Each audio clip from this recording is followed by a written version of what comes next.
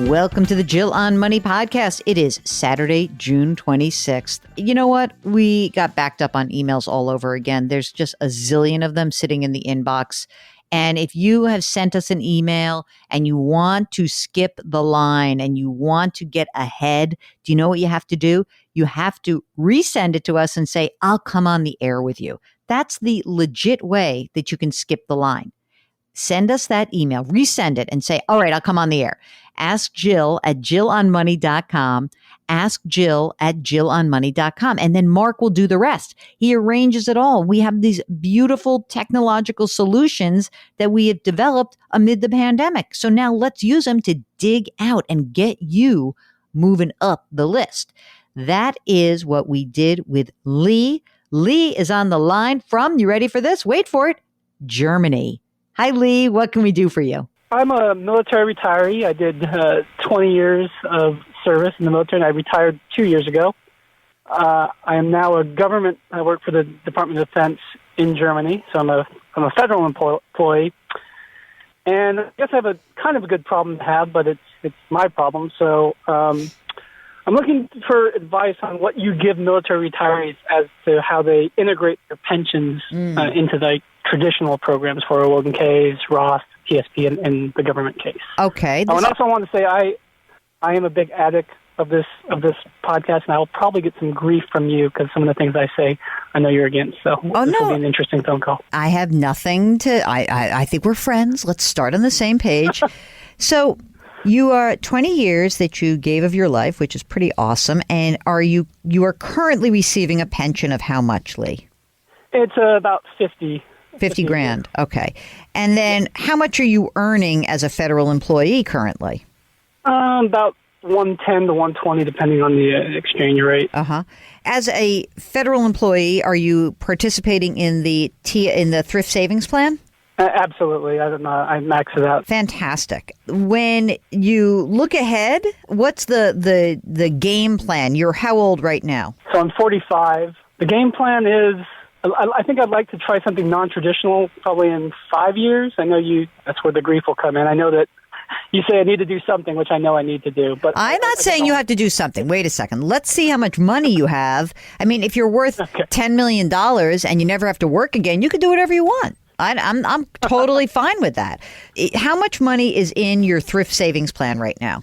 About two and a quarter. Okay, so about 225 grand. Do you have money outside of retirement?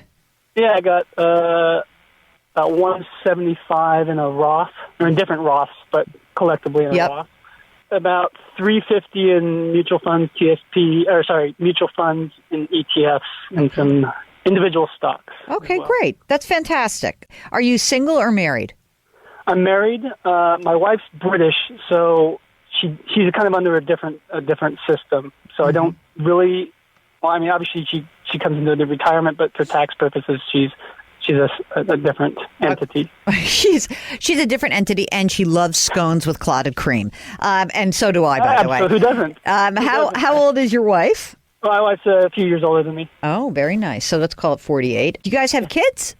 We do, but they're gone. They're working. Okay. So on their own. They're not a burden anymore. Not a burden. I think you mean we've done such a fine job that they are completely independent. I think that's what you meant. Okay.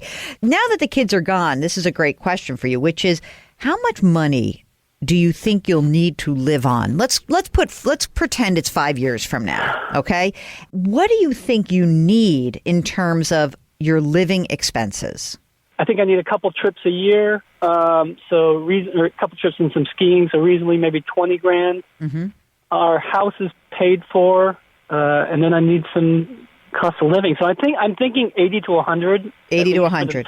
Okay, let's say 100. Let's say 100. 10 years. Let's just say 100 because it's like a better number that I think is more realistic. Okay, so you're going to have half of that, right? At age 50, you know you got half of that covered, right? Hopefully, yeah. You definitely do because you have a pension. What are we going to do to get the rest of the other 50 a year?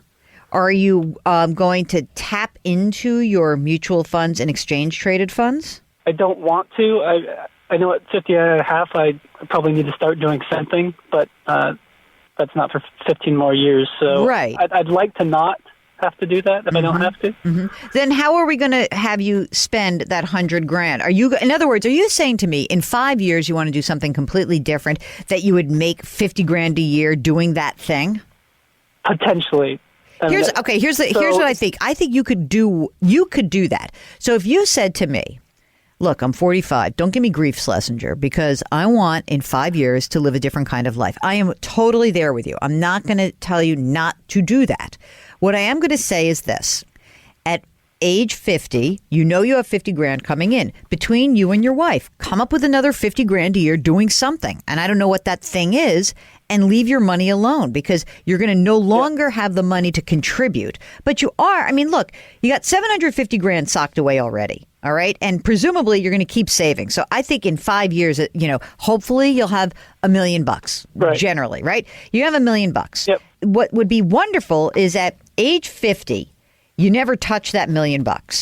And that money could essentially grow for 10 more years without you dipping into it. And if that's the case, then I think you're really going to be fine, because, if in 10 years, your $1 million, if you don't touch it, grows by some nominal amount, 5-6% a year, let's say 5. OK, you'll be in pretty good shape.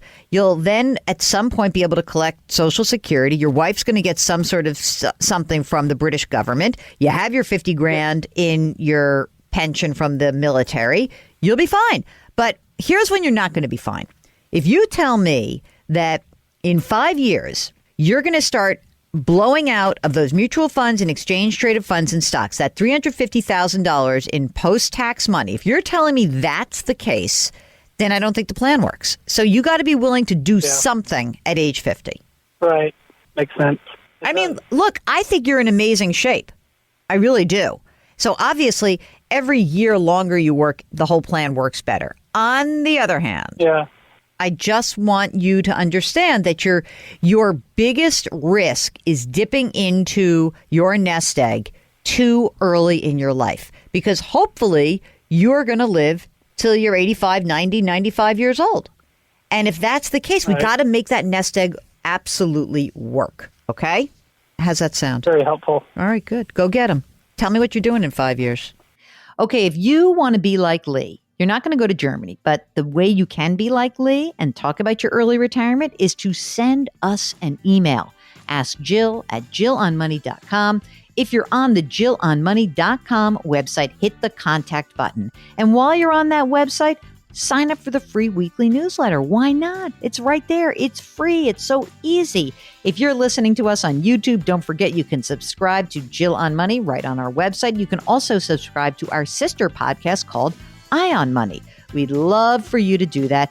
Slightly different focus. And guess what happens at the Eye on Money? You get to hear Mark. Mark is actually the co-host of the show. So great. All right. Do something nice for someone else today. And remember, grit, growth, grace. We'll talk to you tomorrow.